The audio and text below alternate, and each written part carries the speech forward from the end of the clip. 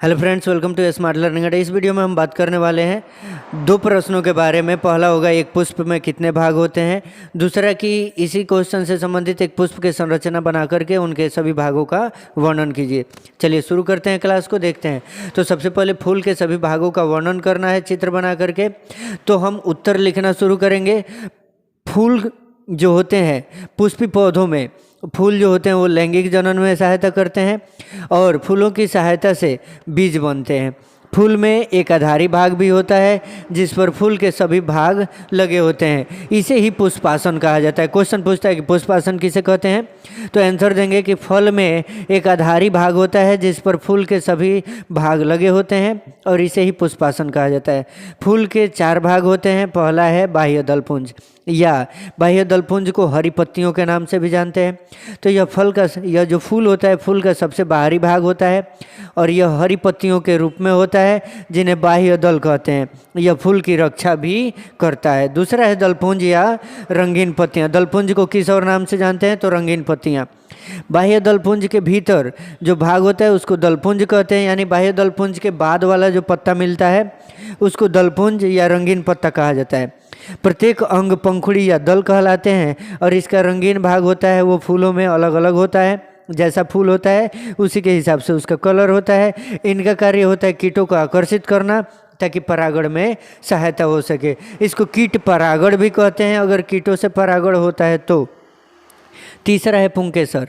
यह फल का बाहर से तीसरा भाग है। एक फल उठाते हैं तो उसमें जो तीसरा भाग होता है वो होता है बाहर से तीसरा वाला भाग पुंकेसर। इसके प्रत्येक अंग को पुंकेसर कहते हैं। अब पुंकेसर के 2 भाग होते हैं, परागसूत्र और पुतंतु। फिलामेंट कहते हैं पुतंतु को। पराग सभी भोजी द्वारा, जितनी भी भोजी हैं, भोजी पराग कोष से जुड़ा होता है और पराग कोष के अंदर परागकण मौजूद होते हैं। पराग कोष के अंदर क्या मौजूद होते हैं, परागकण। ये निषेचन के बाद बन जाते हैं बीज।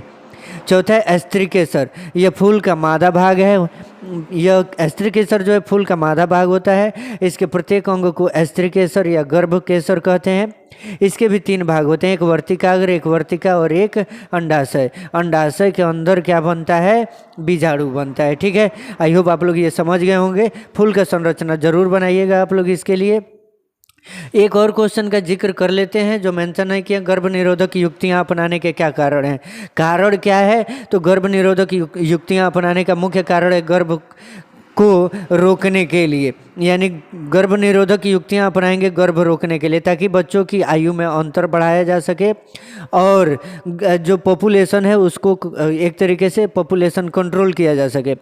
और इसके अलावे मालाडी, कॉपर्टी, लूप और भी दवाइयाँ हैं, मेडिसिन्स हैं और भी युक्तियाँ हैं जिनका उपयोग किया जाता है गर्भ निरोधकों के रूप में या फिर गर्भधारण की समस्या से बचने के लिए, जिसको अनवांटेड प्रेगनेंसी कहते हैं। इसके अलावा कंडोम के प्रयोग से यौन संबंधी कुछ समस्याएं हैं, संक्रमण से भी बचा जा सकता है और गर्भधारण से भी बचा जा सकता है।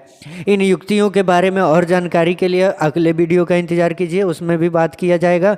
कौन कौन सी गर्भ निरोधक युक्तियां हैं उनका भी चर्चा किया जाएगा। मिलते हैं अगले वीडियो में, तब तक के लिए धन्यवाद।